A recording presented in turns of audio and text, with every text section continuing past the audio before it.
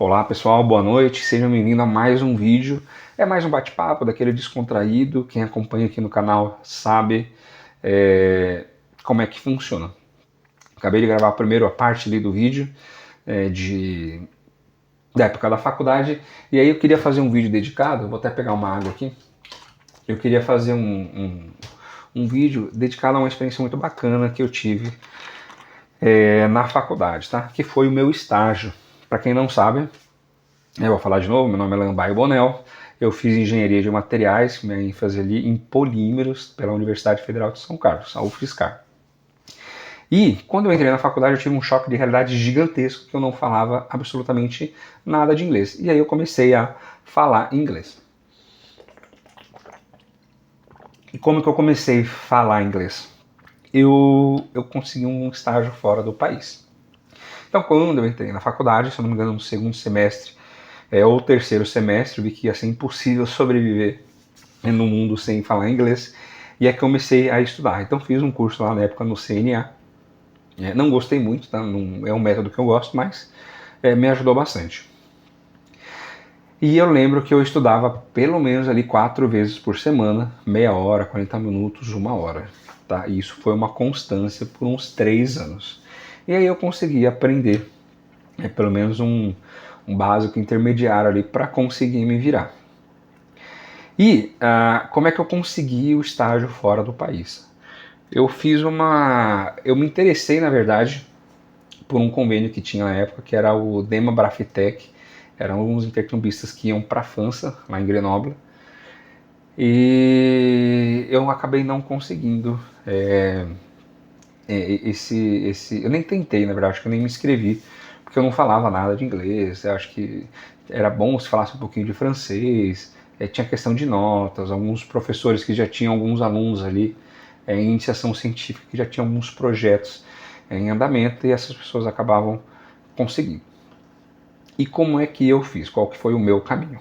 Eu lembro que uma amiga minha na época me indicou, ela pediu para fazer a inscrição num programa que era o IAEST. Na época ele era coordenado pela CI, e desde então, acho que é a BIP que chama, se não me engano. É a entidade que cuida. Na época a CI também fazia essa cotutela ali, essa parceria para cuidar do programa.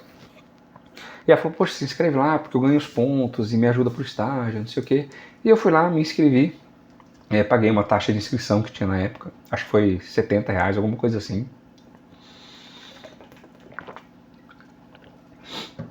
E aí depois que eu fiz minha inscrição, eu fui conhecer um pouco mais do programa, né, porque eu tinha me inscrito, e aí eu vi uma oportunidade gigantesca. Como é que funcionava, né, na época o programa? Você fazia a sua inscrição, e aí você tinha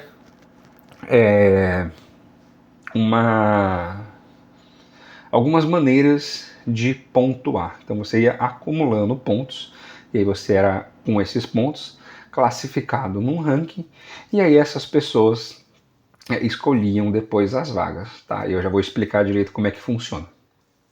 Então, por exemplo, quando eu me inscrevi, eu podia participar de eventos da IAEST com estrangeiros, e eu ganhava lá uma pontuação. Eu podia lá buscar algum estrangeiro no aeroporto, por exemplo, ganhava uma pontuação. Eu podia organizar um evento com os intercambistas. Então, vamos comer uma pizza, um lanche, fazer alguma coisa ali. Chamar todos os intercambistas e participantes do IAEST e fazer esses eventos. Ganhava também alguns pontos. Eu podia ofertar uma residência aqui no Brasil para algum aluno intercambista. Então eu deixava lá, vou deixar na casa, fica tal endereço, em tal cidade, de tal período a tal período, e ganhava alguns pontos. Eu poderia arrumar uma vaga de estágio para essa pessoa. Então eu procurava lá alguma empresa e ia lá, por exemplo, ali na Petrobras. Petrobras, você não quer conhecer, receber um intercambista, funciona assim assado, você oferece uma vaga, se a pessoa vier ou se interessar, todo esse desenrolo ali. Então, existiam algumas maneiras ali de você conseguir pontuar, tá? E aí eu vou falar assim, como é que eu consegui essa pontuação? Eu lembro que eu acho que eu participei de alguns eventos da IAEST, alguns poucos, mas eu participei. E aí eu peguei o meu o meu apartamento em São Paulo, em São Carlos, e o que que eu pensei?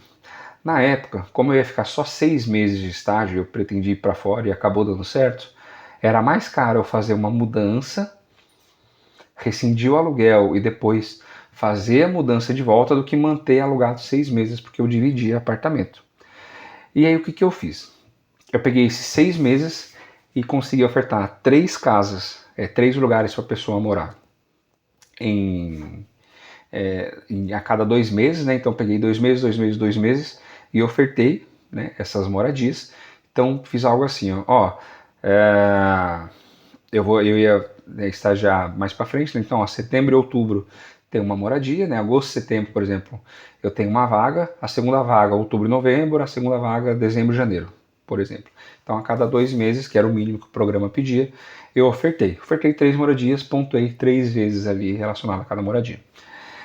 E aí eu consegui ofertar um estágio de alguns meses, que eu conhecia na época uma pessoa que chama Miguel Avelar, foi o meu anjo da guarda ali, uma pessoa maravilhosa, e foi o que de fato me fez conseguir essa vaga. E aí eu ofertei mais uma vaga para compartilhar o quarto, né, no quarto que eu morava, para uma pessoa junto com o estágio. Então eu ofereci na época que o pessoal falava de pacote. Então eu ofereci o pacote ouro, né, que é o suprassumo ali, era um estágio remunerado e uma moradia de graça, ou seja, a pessoa não ia ajudar com nada de aluguel, não ia cobrar por essa moradia, tá? Porque você poderia também ofertar um estágio não remunerado ou uma moradia, mas com alguma taxa ali. Então hoje, por exemplo, 300, 500 reais para a pessoa pagar. E eu consegui ofertar o estágio remunerado, e foi bem remunerado na época, e uma moradia de graça. Então eu fiz um pacote ouro, consegui uma quantidade considerável de pontos. Então foi assim que eu pontuei. E acabei conseguindo, ficando numa posição ali relativamente boa, era separada por cursos, né, por áreas, e eu consegui até uma posição bacana ali no ranking.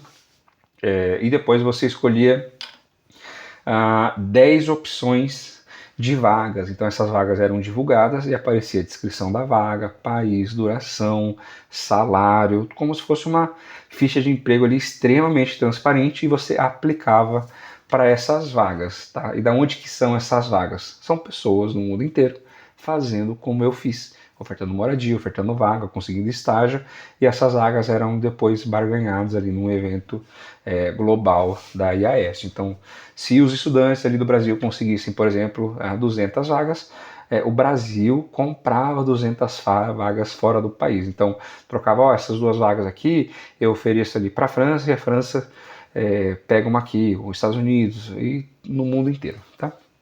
Aí essas vagas eram disponibilizadas ali conforme cada país conseguia ali, né, para ter um equilíbrio, tá? E aí eu consegui.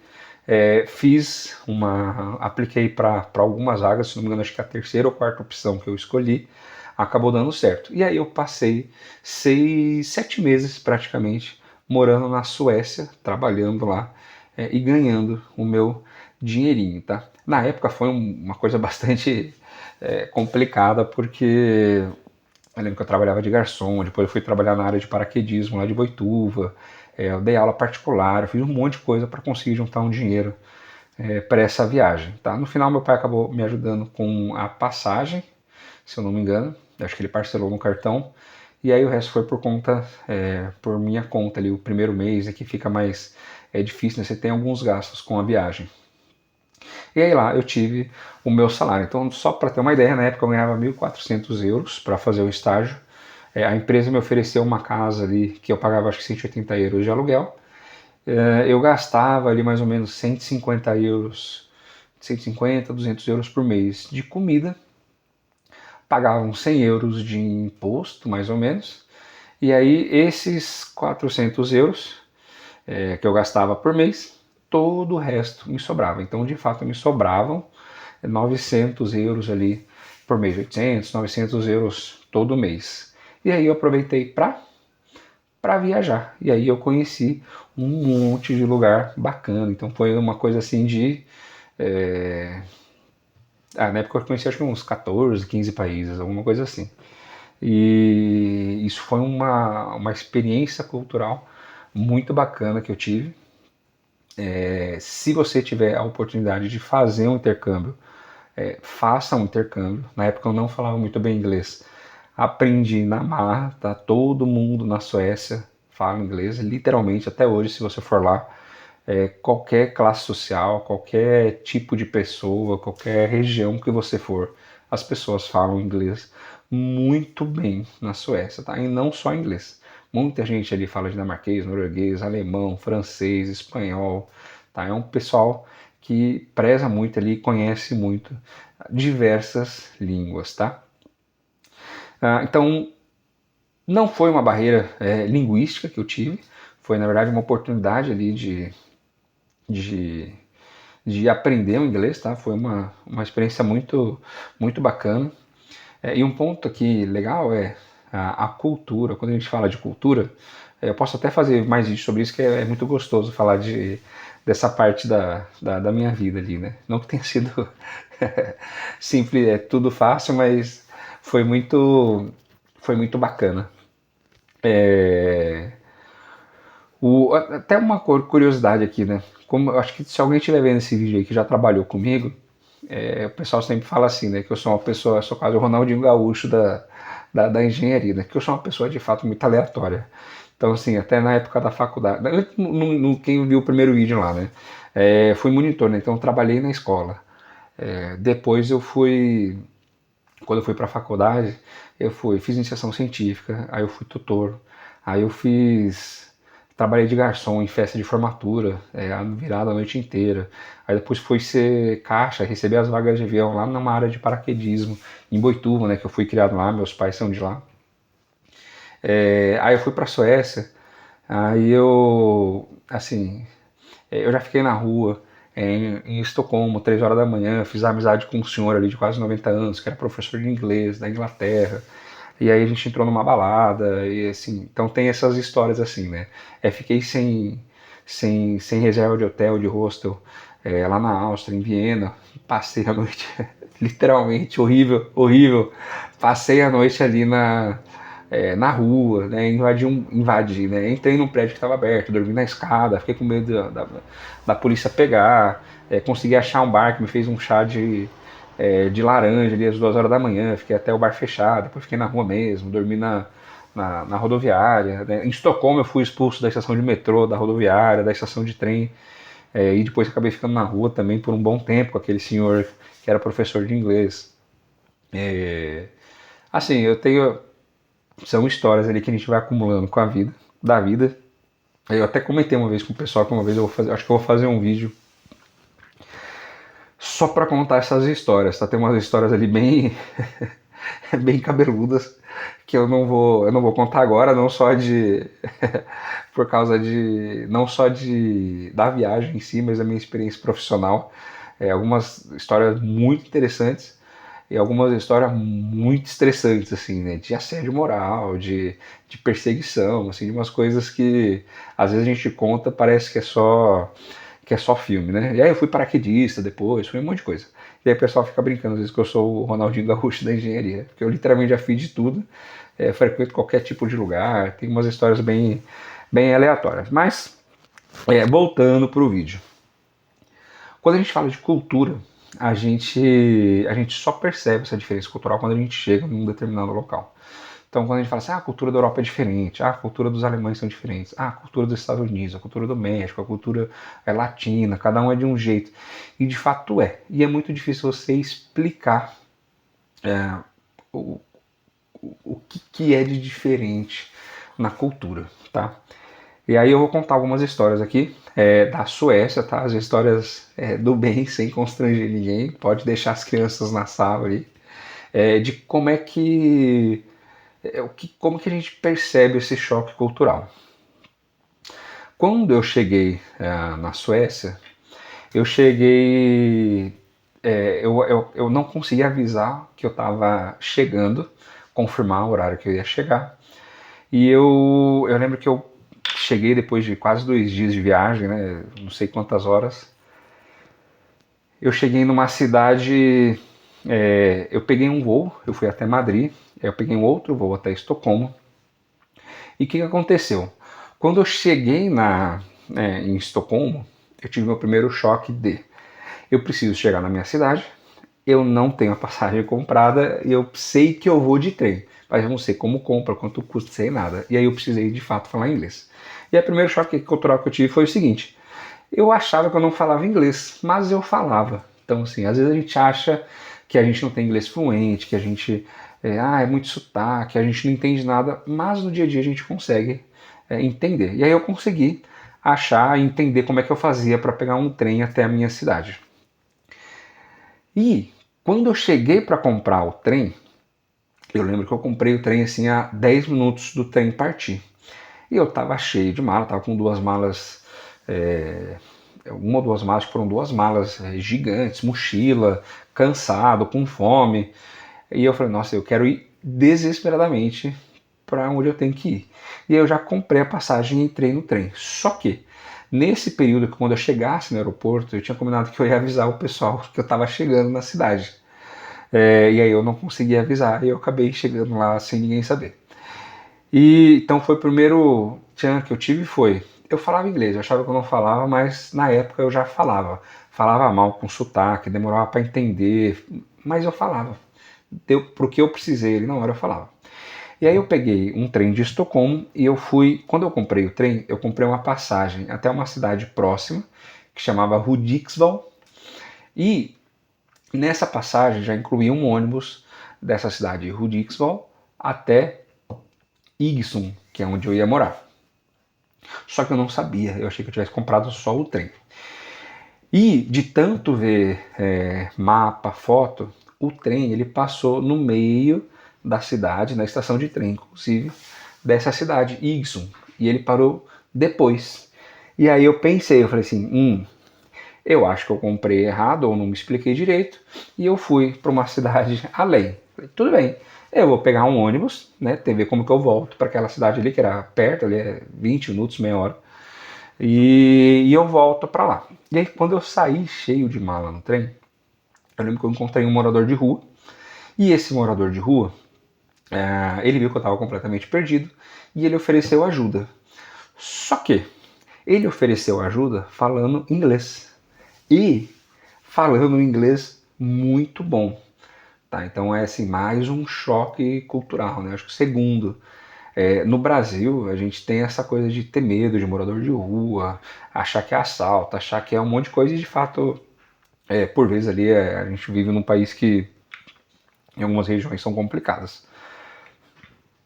E essa pessoa ela falou inglês comigo, falou inglês muito bem, foi muito atenciosa, me ajudou e me explicou, falou assim, ó, essa passagem que você comprou, ela já inclui o ônibus de volta para a cidade, então você comprou certo, você comprou o trecho de Estocolmo até Iggesund, só que tem essa escala ali nessa cidade próxima que você tem que pegar o ônibus, foi lá, me levou, falou, ó, o ônibus pega ali e tudo mais, encontrou o motorista do ônibus, explicou que não era de lá, e eu fui muito bem recebido. Só que assim, eu fui muito bem recebido em inglês. E eu acho que os estrangeiros no Brasil têm essa dificuldade das pessoas não falarem inglês. E lá, literalmente, todo mundo falava inglês. Até uma pessoa de uma classe social ali, de uma classe mais... não classe mais baixa, que não de altura assim, mas uma pessoa mais simples. Uma pessoa que vivia ali numa situação mais vulnerável, uma situação de rua, e falava inglês muito bem. Porque a educação ali, a educação pública funciona muito bem na Suécia, isso fui descobrir depois. E aí eu entrei no trem, no ônibus, e o motorista falava inglês muito bem. E a partir daí todo mundo falava inglês. Então consegui chegar no centro da cidade, eu lembro que o motorista parou um ônibus, foi até onde eu estava dentro do ônibus e me explicou, falou, eu parei porque o seu ponto é aqui, você pode descer, ali é o mercado principal, me explicou tudo na maior tranquilidade. Me ajudou a descer do ônibus, me indicou onde tinha um telefone público e aí eu desci e cheguei na minha cidade finalmente. Só que, essa parte eu não lembro muito bem, O telefone público ele funciona de um jeito um pouco diferente. Eu precisaria comprar alguma coisa, algum crédito, alguma coisa do tipo. Só que, como eu cheguei muito rápido no aeroporto, eu também não consegui trocar dinheiro. Então eu literalmente cheguei com um cartão de viagem bloqueado, que eu não conseguia sacar, e sem dinheiro em espécie nenhuma. Então, assim, sem dinheiro coroas suecas. Eu fui com alguns euros que eu comprei, mas sem dinheiro nenhum. E aí o que eu fiz? Eu falei, bom, preciso pedir ajuda para alguém. E aí eu parei uma pessoa na rua e pedi uma ajuda para ela. Expliquei o que estava acontecendo. Eu falei, tô chegando agora, não tenho dinheiro em espécie, tal, preciso avisar o pessoal da empresa. E aí a pessoa emprestou o celular dela para mim. Ela falou assim, você tem um contato? E aí o número, né, eu tinha o celular. Aí eu mostrei o número, a pessoa ligou, explicou ali em sueco, falou, tô com tal pessoa, assim, tudo mais. Né? Imagino que ela tenha falado isso. E aí passou o celular para mim, que era uma moça do RH da empresa. Isso era num domingo, tá? E aí eu expliquei, falou, realmente não consegui avisar no aeroporto, tudo, aconteceu isso. E ela falou, onde você tá? Falou, tô no mercado, que parece ser o central aqui e tudo mais. Eu falei, eu já sei onde você tá, pode me esperar aí que eu vou te pegar. A pessoa saiu da casa dela, com o carro dela, foi lá me pegar no mercado. Só que a pessoa, ela não simplesmente me levou até a casa onde eu ia ficar. Tá, essa parte eu já tinha garantido, já estava a casa certinha. Eu guardei as malas no carro e ela foi ao mercado comigo e falou assim, você vai precisar de alguma coisa para você tomar café da manhã amanhã e para você comer hoje, tá? Isso era mais ou menos ali no comecinho da manhã, eu acho que era umas 10, 11 horas da manhã, um domingo. Eu tinha saído na sexta no Brasil, na sexta no final da tarde, lá nas 4, 5 horas. E ela fez uma compra para mim, só que eu falei assim, olha, eu não tenho nada de dinheiro, é porque eu tô sem cartão, não vai passar, eu tenho euro, mas não aceita. Ela falou, não, pode ficar tranquilo. E essa pessoa, ela comprou as coisas e foi do bolso dela, ela não pediu um reembolso depois para a empresa, não era uma verba que ela tinha da empresa. Foi literalmente ali pela boa educação. Me levou até a casa, me mostrou a casa, abriu as portas para mim. E aí foi a minha chegada lá. Então, assim, eu falava inglês, todo mundo falava inglês, a pessoa me emprestou um celular, a pessoa saiu no domingo dela para me pegar ali no mercado, fez uma compra, né, não me cobrou nada, depois eu fui tentar pagar, ela não queria de jeito nenhum. Então são esses pequenos choques ali de realidades que a gente vai tendo e a gente vai entendendo o que é essa diferença cultural que a gente tanto fala. Mas eu queria ir além. Quando eu queria citar dois casos aqui que são, assim, até hoje eu conto, falo assim, eu não acredito que eu vivi num país daquele. Teve uma eleição, a Suécia é uma monarquia, né? Até hoje, inclusive, a rainha da Suécia é brasileira, a rainha Silvia, e tipo de delegados ali, como se fosse um tipo ali de deputado federal, né? Que era, no caso, a eleição parlamentar, né? Pro parlamento sueco, que inclusive eu visitei também. Curiosidade, o rei não pode entrar no parlamento, tá? A não ser em uma única ocasião lá muito específica quando ele é convidado, tá? Exatamente para não ter nenhuma mistura ou interferência entre os poderes. E nessas eleições, o que aconteceu? O delegado ali, o deputado federal, o deputado estadual ali, daquela parte que a gente estava na Suécia, ele tinha uma proposta para diminuir, um dos candidatos, né? Tinha uma proposta para diminuir a tributação, diminuir um imposto de renda. E para quem não sabe, paga-se muito imposto na Suécia. Então as alíquotas de imposto de renda elas vão de 25% até 51% ou 53%, tá? Do seu salário. E as pessoas, o que elas, isso não tem faixa de, não, tem umas faixas sim. E o que as pessoas pensavam na época? Essa pessoa, né, esse deputado, ele foi muito criticado. Por quê? Veja bem, é uma pessoa que queria diminuir o imposto de renda e foi muito criticado e não ganhou as eleições exatamente por conta disso. E o argumento da sociedade ali era qual? A Suécia ela não tem pedágio, as estradas da Suécia são muito boas, o governo dá subsídio para aquecimento das casas até uma determinada temperatura ali, né, até um determinado consumo. Não existe médico particular, hospital particular, escola particular. O governo ele dá um bem comum de excelente qualidade para todo mundo. Então, você não paga pedágio, mas você tem estradas muito boas, estradas que cruzam a Suécia. Eu falo de norte a norte, né? Que a Suécia fica bem no norte, né? Assim, de norte a sul, né? Cruzam um país inteiro. A Suécia tem uma forma ali bem comprida. E você não tem esse tipo de ter que pagar várias vezes pela mesma coisa. Então essa pessoa ela foi criticada, ela não ganhou as eleições, o que para o Brasil seria um choque, porque é o que a gente realmente luta para pagar menos imposto. Só que paga-se na Suécia uma normal ali, 30, 40, 40 e poucos por cento de imposto, só que você tem acesso a um monte de coisa gratuita, né, que a gente acha que às vezes é gratuita, mas na verdade é a função do Estado. E boa parte ali dos bens que você compra, né, quando você vai ao mercado, você paga ali entre 4 até 10% ali no máximo de imposto indireto. Então você tem ali uma taxação alta, né, na casa ali de 40, 50% do que tudo que você ganha. Só que você tem um poder de compra muito bom, você tem uma estrutura que o Estado te fornece que é excelente. Então as escolas públicas, a saúde pública é um negócio extraordinário, né? Você nem tem essa questão de tudo ter privado, convênio de saúde, isso daí é um completo absurdo lá.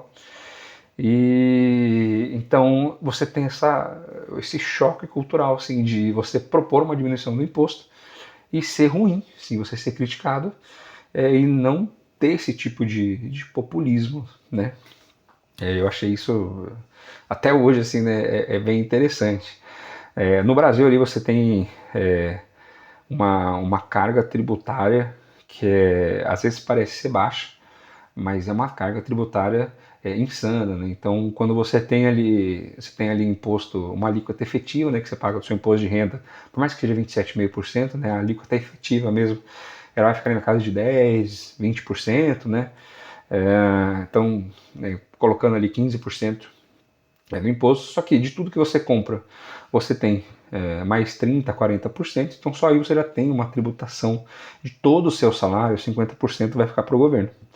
E você vai pagar um plano de saúde. Se você usar aquele plano de saúde, muitas vezes você tem uma coparticipação, aí você tem que pagar escola pública, você tem que pagar imposto de. Você vai pagar pedágio, você vai ter que pagar médico particular, escola particular, professor particular, você vai pagar um monte de coisa particular. Isso vai corroer ali o seu salário de coisas que você paga várias vezes a mesma coisa. Várias vezes você paga imposto e depois paga o que o imposto não te dá, você paga a parte privada. Isso aí é uma casa que eu não vou nem me estender aqui, que todo mundo que mora no Brasil sabe muito bem como funciona. Então isso foi um choque de realidade. O outro é assim, ó, quando eu visitei o Parlamento Europeu, eles têm alguns esquemas ali muito interessantes. Então, por exemplo, na época eu ganhava se não me engano, acho que era 13 mil coroas, né, na moeda local. E quando você ia para os médicos, assim, eles ganhavam 40, 45 mil coroas. Então, um lixeiro, uma empregada, um servidor público, um empregado de chão de fábrica ganhava ali 28, 30, 34 mil coroas. Né, alguns gerentes ali, os engenheiros, né, ganhavam ali muito próximo aos médicos, né, daí os gerentes, os diretores tinham rendas um pouco maior ali, mais 40, 50, 70 mil coroas assim, estourando. Então você não tinha ali uma disparidade gigante de salários. Tá? Uma outra coisa interessantíssima o sindicato na Suécia ele é bem visto, né, que o pessoal fala a union, né, que são as uniões ali dos trabalhadores. Então você precisa justificar por que você leva um estrangeiro para trabalhar na Suécia, né? Você não está tirando um emprego de um sueco, né? Então uma coisa ali bacana. Eu lembro que na época eu fazia, às vezes passava um pouco do horário, a gente sempre batia ponto, e o pessoal do sindicato me procurou, né, tanto o pessoal do sindicato quanto o pessoal do RH, perguntou se estava tudo bem, se eu não estava estranhando de estar num país diferente, preocupado de fato com a minha saúde mental, porque eu estava trabalhando demais, né, e na verdade nem estava, passava 20 minutos, meia hora, alguma coisa assim. Um outro ponto ali muito interessante, e esse foi, acho que o mais interessante de todos. Quando eu acabei o meu estágio, ele tinha uma data de começo, uma data de fim, e eu lembro que no meu último pagamento, ele veio, sei lá, eu ganhava, foi acho que uma semana de pagamento, alguma coisa assim, então ele veio lá um proporcional de semanas, ele veio um pouquinho ali de, acho que foi de, não lembro se foi de férias, eu acho que foi, peguei um pouquinho ali de férias que eu tinha, né, pelo período que eu tinha trabalhado, e aí ele veio um pagamento do governo, que na época deu uns 200 e pouco euros. E como é que funcionou isso daí? Quando eu entrei lá, eu deveria ter pago 25%. O pessoal da empresa me ajudou, falou, ó, estagiário, quando é estrangeiro, ele paga menos imposto, porque você não vai contribuir com algumas coisas do país que você não vai usar, né? Não faz sentido. Então o país deixa você pagar menos imposto. Vai vendo. Eu falei, poxa, que legal, né? Igualzinho no Brasil. E aí, quando eu terminei o estágio, o que aconteceu? Como eu estava voltando, e aí qual que é o entendimento do governo? O governo ele vai olhar para aquele imposto que eu paguei 8% ali, dá mais ou menos 100, 110 euros por mês. Então eu paguei ali, sei lá, 700 euros de imposto. O governo pegou esses 700 euros e falou assim, poxa, uma parte desse imposto aqui é para a estrada, é para a saúde, é para, sei lá, algumas coisas que eu usei ou não, diretamente ou não, mas estava disponível ali de estrutura para mim.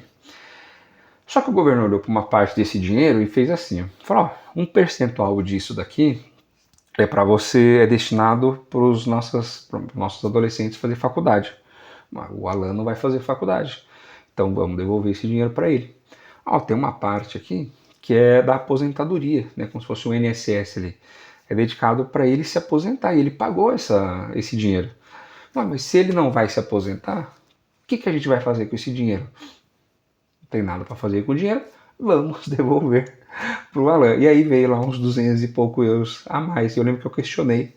O meu chefe falou assim, acho que veio, não sei se veio uma semana a mais, ou não sei o que aconteceu aqui, mas veio um valor bem acima. E aí foi quando ele me explicou isso daí, tá? Então, quando a gente fala de cultura, quando a gente fala de convivência, é esse tipo de situação. Eu lembro que em todos os ambientes que eu entrava, automaticamente todas as pessoas começavam a falar inglês. Às vezes as pessoas elas não estavam falando comigo, mas elas falavam inglês para que eu não me sentisse excluído, ou para que eu não pensasse, tá fazendo alguma piada ali que eu não quero entender, ou tá falando de mim, ou tá falando algum segredo, tá querendo esconder alguma coisa.